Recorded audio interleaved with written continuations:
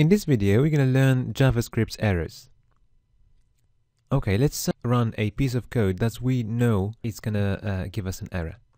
So if we use a function sum that we have not defined, so sum of 3 and 4, okay, and if we run that and have a look at the console, we're going to see an error message, sum is not defined.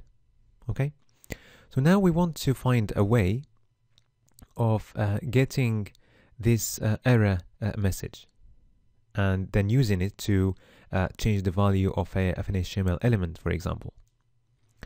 Okay, so what we're gonna need, we will need a try statement.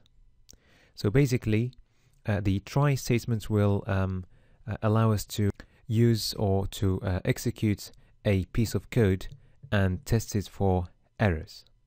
Okay, so the syntax is try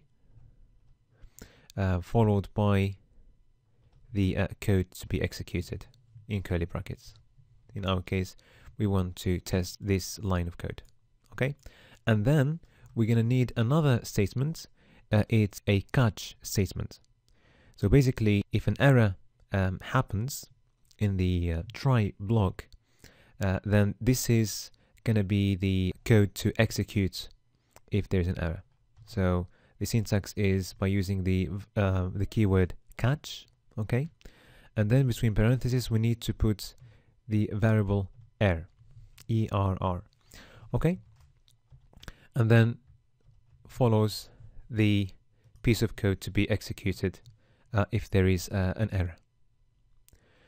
So what we would like to do here is to display the error message inside a paragraph. So let's create a paragraph.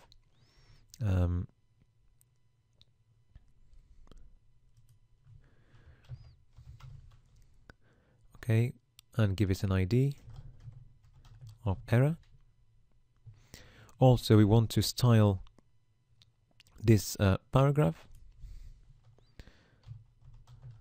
So ID of error, and let's just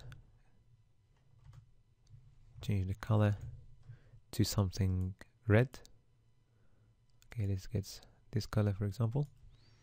Okay, and the code to be executed if there is an error. So we want to change the contents of the paragraph. So document get elements by ID error, and we want to change the inner HTML to the error message.